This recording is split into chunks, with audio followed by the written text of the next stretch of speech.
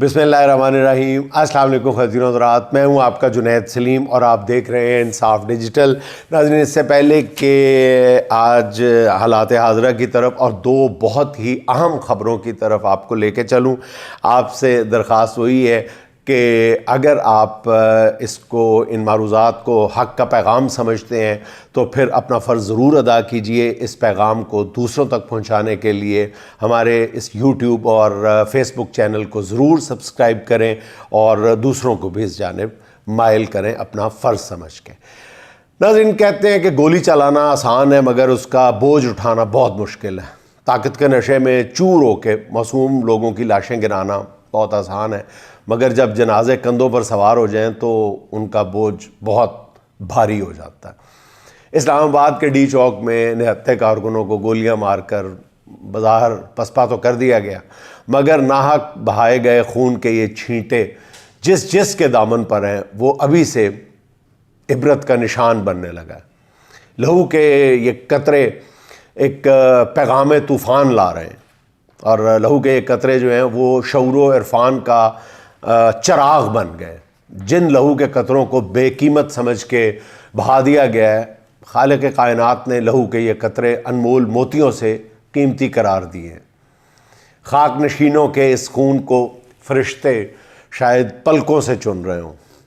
لہو کے یہ قطرے قوم کے لیے نقش راہ بن گئے، نشان منزل بھی بتا رہے ہیں، اور ظالم جان چکا ہے کہ لہو کے یہ قطرے اب بول رہے ہیں۔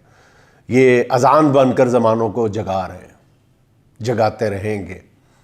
اسی لیے بزم دل میں لہو کے یہ پیمانے چھلک رہے ہیں، یہ آفتاب پر تارے بن کر چمک رہے ہیں، اور اسی لہو کا اعجاز ہے کہ ظالموں کا جتھا ہراساں ہے، پریشان ہے۔ اس خون ناحق کا ذمہ لینے کے لیے کوئی تیار نہیں ہے۔ اب الزام ایک دوسرے پر ڈالے جا رہے ہیں۔ خون بہائے جانے پر رد عمل اتنا خوفناک آیا ہے کہ حکمران بکھلاہٹ میں اپنے ہی پیادے پیروں تلے روندے چلے جا رہے ہیں۔ خون بہانے کی ذمہ داری اب عین توقع کے مطابق ایک دوسرے پر ڈالی جا رہی ہے، اور آج عمران خان صاحب نے بھی ایک غضب کی بات چلی ہے، بلکہ اب زبردست چال چلی ہے۔ اپنی بہنوں کو جب ان سے ملاقات کی ہے تو اور اپنے وکلاء کو بھی یہ ہدایت کی ہے کہ اس خون کی جو شکایت درج کروائی جائے، یعنی مقدمہ درج کروایا جائے، وہ وزیر اعظم پاکستان، سو کالڈ وزیر اعظم پاکستان، یعنی فارم 47 کے وزیر اعظم پاکستان شہباز شریف اور وزیر داخلہ محسن نقوی کے خلاف درج کروایا جائے۔ یہ ہے وہ صحیح جگہ جہاں پہ ہٹ کیا ہے عمران خان نے۔ اچھا، اب اس کے بعد اور اس سے پہلے بھی بھگدڑ مچنا بہت ایک فطری سی بات تھی۔ سب سے پہلے وزیر اعظم شہباز شریف نے اپنے مخصوص پالش کرنے کے انداز میں ذمہ داری جو ہے وہ اسٹیبلشمنٹ پہ ڈال دی، اور کہا کہ پی ٹی آئی کے کارکنوں کو منتشر کرنے میں سپہ سالار کا کردار بہت اہم ہے، جس پر ہم ان کے شکر گزار ہیں۔ اور دوسری طرف اس کا بروقت احساس ہوا کہ حکومت جو ہے وہ اسٹیبلشمنٹ کو سنگل آؤٹ کر کے خود پتلی گلی سے نکلنا چاہتی ہے۔ اسٹیبلشمنٹ کو اس بات کا بروقت احساس ہو گیا، اور جس پہ فوری طور پر ان کے ترجمان سمجھے جانے والے فیصل واؤڈا نے ٹی وی سکرین پہ نمودار ہو کر کہا کہ، اور بغیر کسی لگی لپٹی صاف صاف کہا کہ جناب علی حکومت کو چارج شیٹ کیا جائے، ساری ذمہ داری حکومت کی ہے۔ انہوں نے کہا کہ حکومت نے احتجاج کو صحیح طریقے سے مینیج ہی نہیں کیا، اور مطلب کہیں سے بھی انہوں نے حکومت کو بیل آؤٹ نہیں کیا فیصل واؤڈا نے، جو اسٹیبلشمنٹ کے کھلے عام ترجمان سمجھے جاتے ہیں۔ انہوں نے کہا کہ ایک باقاعدہ پی ٹی آئی والے لب و لہجے میں انہوں نے کہا کہ جی ہلاکت چاہے ایک بھی ہوئی ہے، ہلاکت ایک بھی ہے وہ بھی ڈیزاسٹر ہے، اور اس کی ذمہ داری جو ہے اس ڈیزاسٹر کی وہ حکومت ہے، حکومت پہ ڈالی جانی چاہیے۔ یہ محض ناظرین بیان نہیں ہے، بلکہ حکومت کے خلاف فرد جرم ہے، ایف آئی آر ہے۔ اور اگر فیصل واؤڈا نے انہی کے کہنے پر یہ بیان دیا ہے جن کے وہ ترجمان سمجھے جاتے ہیں، تو پھر یہ میری بات لکھ رکھیں کہ قربانی کے بکرے مارک کر لیے گئے، بلی چڑھانے کے لیے کچھ سروں کا فیصلہ ہو چکا ہے۔ جیسے جیسے قوم کا اجتماعی رد عمل شدید ہوتا چلا جائے گا، بین الاقوامی سطح پر دباؤ بڑھتا چلا جائے گا، تو پھر ادھر بھی قربان گاہوں کی رونقیں بحال ہونا شروع ہو جائیں گی، کیونکہ خون ناک بولتا ہے، ضرور بولتا ہے، بار بار عرض کر رہا ہوں ناظرین، بولتا ہے۔ تاریک راہوں میں مارے جانے والوں کے لہو سے ایسے ایسے چراغ جل اٹھے ہیں جو قریہ قریہ بستی بستی شعور کی لو کو تیز کر رہے ہیں، بلکہ تیز سے تیز تر کر رہے ہیں۔ جو پہلے صرف احتجاج کرنے والوں کے لیے دعائیں کیا کرتے تھے، وہ بھی اب راہ عمل کے مجاہد بن چکے ہیں، اور جن کے ووٹ کی عزت پامال ہوئی ہے، انہوں نے اپنے حق کے لیے نئے طریقوں سے جدوجہد شروع کرنے کی پلاننگ کر لی ہے۔ اچھا ناظرین، اسی موقع پہ جب ہم یہ اس کا ذکر کر رہے ہیں کہ نون لیگ نے اپنے سر سے یہ ذمہ داری اتارنے کی جو کوششیں اور کاوشیں کی ہیں، انہوں نے ایک نیا کارڈ کھیلنا شروع کر دیا۔ نون لیگ نے اسٹیبلشمنٹ کو دباؤ میں لینے کے لیے پیپلز پارٹی کے ساتھ پینگیں بڑھانا شروع کر دی ہیں۔ جو ان کے اختلافات تھے وہ ان پر وقتی طور پہ ان پر قابو پانے کی کوشش شروع کر دی ہیں۔ میری اطلاعات یہ ہیں کہ براہ راست ایک رابطہ ہوا ہے میاں نواز شریف اور آصف زرداری کے درمیان اس حوالے سے۔ یہ اس اسلام آباد میسیکر کے بعد پہلا شاید رابطہ ہے۔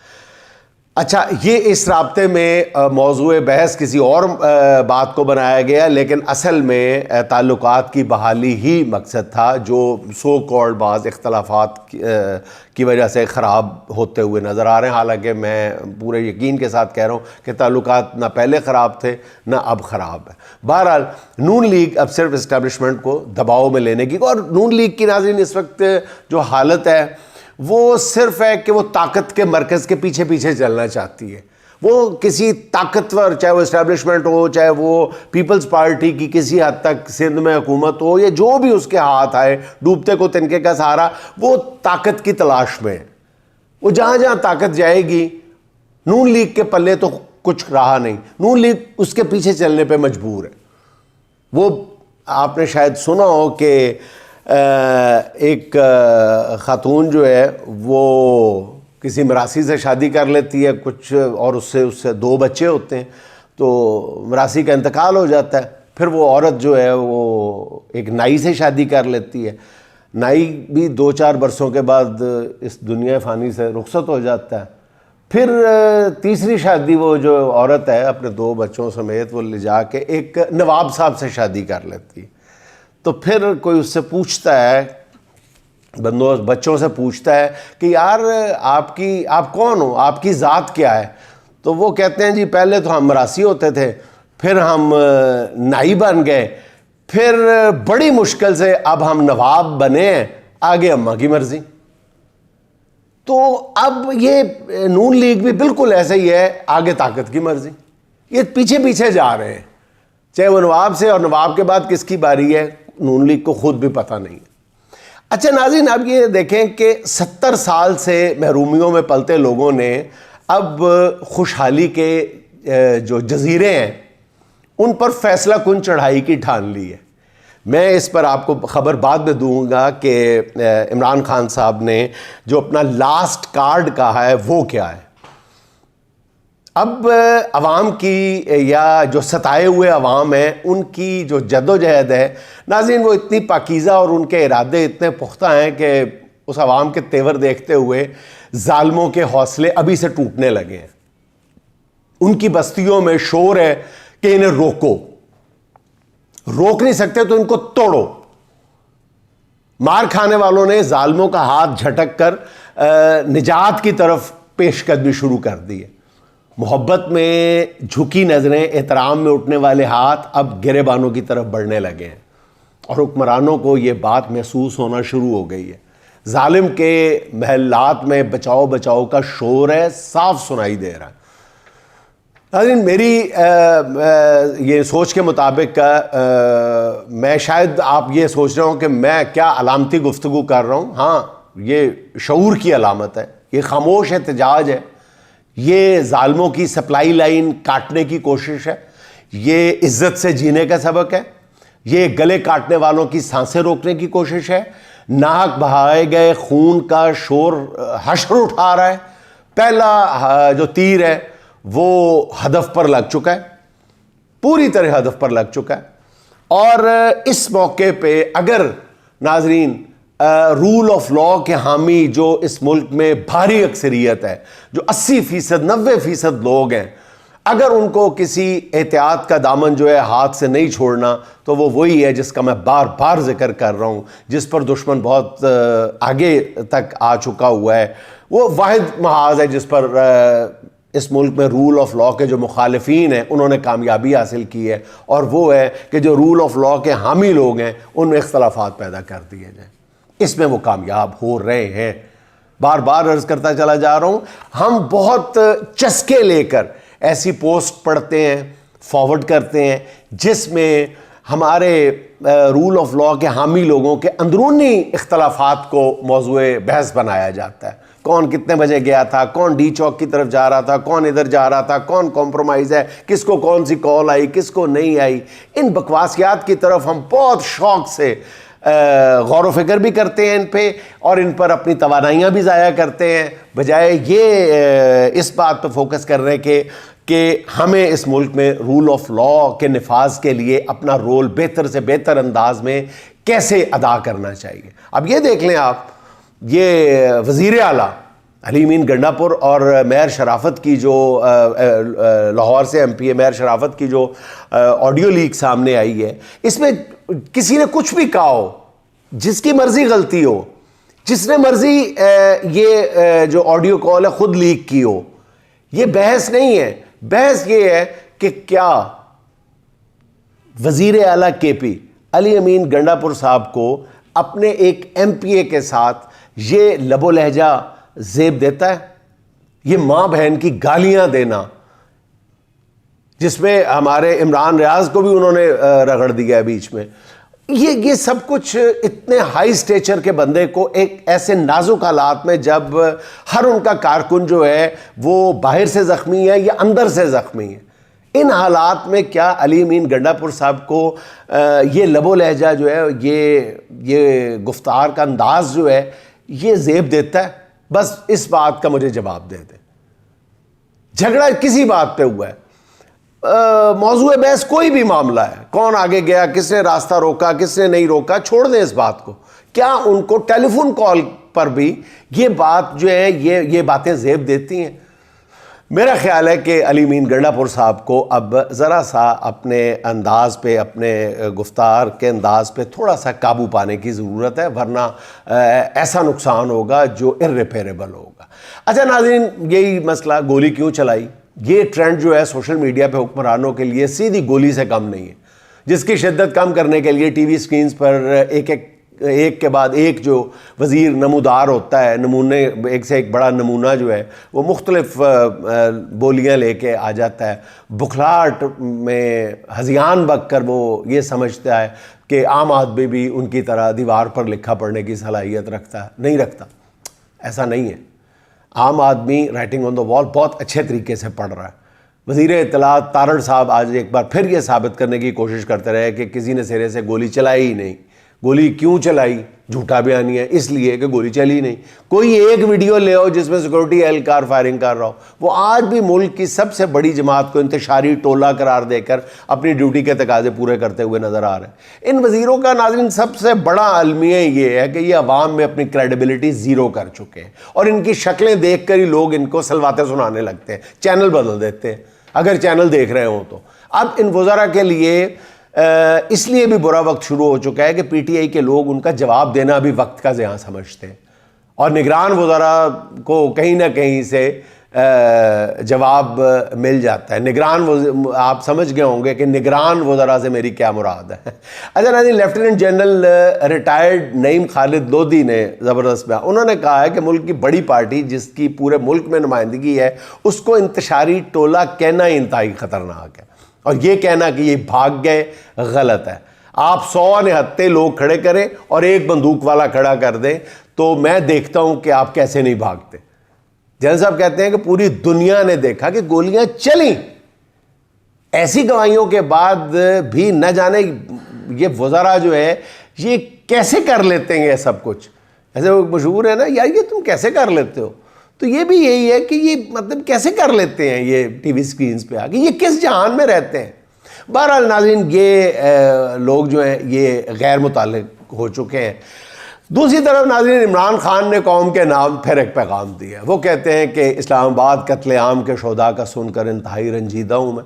دور حاضر میں ایک بار پھر جلیانوالہ باغ کی تاریخ دہرائی گئی ہے. نہ میں پیچھے ہٹوں گا, نہ پاکستانی قوم کو پیچھے ہٹنے دوں گا. اگر ہم نے آج ہار مان لی تو پاکستانی قوم کا کوئی مستقبل نہیں ہوگا. اور خان نے پارٹی قیادت کو حکم دیا ہے کہ اسلام آباد قتل عام کے خلاف پشاور میں شہداء مارچ کا انعقاد کیا جائے. پارلیمنٹ کا سیشن جلد از جلد بلا کر قرارداد پیش کی جائے. اور خان صاحب نے یہ بھی کہا کہ تحریک انصاف کے کارکن متحد اور منظم ہو کر, ناظرین ذرا پھر وہی فوکس دیکھیے گا خان صاحب کا, کہ متحد اور منظم ہو کر ملک پر مسلط مافیا کے خلاف اپنی حقیقی آزادی کی جدوجہد کی اگلے مرحلے کی تیاری کریں. اب خان صاحب سے ملاقات کے لیے آنے والے بتا رہے ہیں خان صاحب کے بارے میں بار بار کہ وہ انتہائی پرعزم ہیں, فوکسڈ ہیں, اور انہیں اپنی جدوجہد کی کامیابی کا پورا یقین ہے. آج ان کی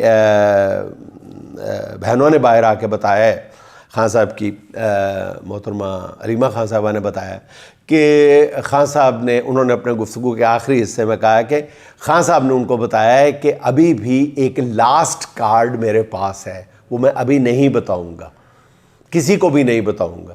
ناظرین, آپ کو اس کے بارے میں تفصیلات میں نہیں بتاؤں گا, میں بھی نہیں بتاؤں گا. آپ کو ایک چھوٹا سا ہنٹ دے دیتا ہوں, اور آنے والے دنوں میں, اور اس کی میں پیشگوئی پہلے بھی کر چکا ہوں کہ جب لاسٹ کال کہا گیا تھا تو اس کے بعد بھی میں نے عرض کیا تھا کہ اسی تحریک کے اس مرحلے کا فیز 2 بھی آئے گا. اگر آپ کو یاد ہو, میں نے 24 سے 3 دن 4 دن پہلے یہ بات عرض کر دی تھی. اچھا ناظرین, آپ یہ اب ذہن میں رکھیں کہ یہ لاسٹ کارڈ کیا ہے خان صاحب کا. یہ میں بھی آپ کو ایک بڑا ہنٹ دے دوں, وہ ہے ایک نئی حکمت عملی ہے. وہ بہت ہی مختصر کال دینا, مختصر وقت, شارٹ کال پہ عوام کو گھروں سے نکلنے کے لیے کہا جائے گا. بہت ہی اتنا وقت نہیں دیا جائے گا کہ حکومت جو ہے ایک بار پھر مظالم توڑنے کی منصوبہ بندی کر سکے. اور اس میں چھوٹے شہروں کو بلاک کرنے کی حکمت عملی بھی اپنائی جا سکتی ہے, اور ایک مرکزی جگہ کا انتخاب بھی کیا جائے گا, ساتھ چھوٹے شہروں میں بلاک کرنے کی ایک بات کی جائے گی. یہ میں آپ کو ایک موٹا سا ہنٹ دے رہا ہوں کہ خان صاحب کا لاسٹ کارڈ جو ہوگا وہ بہت ہی لیتھل ہوگا, بہت خوفناک ہوگا. اور اللہ کرے کہ حکمرانوں کو عقل آ جائے اور وہ اس مسئلے کا کوئی حل نکال لیں. خان صاحب سے مذاکرات کیے جائیں, بے گناہ قیدیوں کو رہا کیا جائے, اور مینڈیٹ کی واپسی کا کوئی درمیانہ راستہ نکال لیا جائے. اس کے علاوہ خان صاحب جو ہیں وہ کچھ نہ سننے کے لیے تیار ہیں, نہ ماننے کے لیے تیار ہیں. اچھا ناظرین, پچھلے 3 سال سے ریاست نے لاٹھی گولی کا جو کلچر عام کیا ہے, اس نے پوری رولنگ ایلیٹ کے رویوں کو بھی ایک طرح سے متشدد کر دیا, تشدد زدہ کر دیا. یوں لگتا ہے کہ حکمرانوں کا اس بات پر اب پوری طرح اتفاق ہو چکا ہے کہ پرامن ذرائع سے کوئی مقصد حاصل نہیں کیا جا سکتا, اور اب عوام کو بھی اسی جانب دھکیلا جا رہا ہے, اسی سوچ کی جانب دھکیلا جا رہا ہے. مطلب قانون نافذ کرنے والے ادارے بھی طاقت کا اتنا اندھا دھند اور زیادہ استعمال کر چکے ہیں کہ وہ اس بات پہ بلیو کرنے لگے ہیں کہ پولیس اکیڈمیوں میں پڑھائے جانے والے سبق جو ہیں وہ بے معنی ہیں. تشدد ایک طرح سے ان کی عادت ثانیہ بن چکی ہے. مگر میں حیران ہوں ناظرین کہ بلاول بھٹو کس ڈنڈا فورس میں بھرتی ہو گئے ہیں. بے نظیر کے فرزند ذوالفقار علی بھٹو کے نواسے کا فرمان ہے کہ ملک میں استحکام لائیں گے, چاہے بات چیت سے آئے یا لاٹھی چلا کر. اوپا جی, بلاول صاحب دا گریٹ, کیا ہو گیا آپ کو؟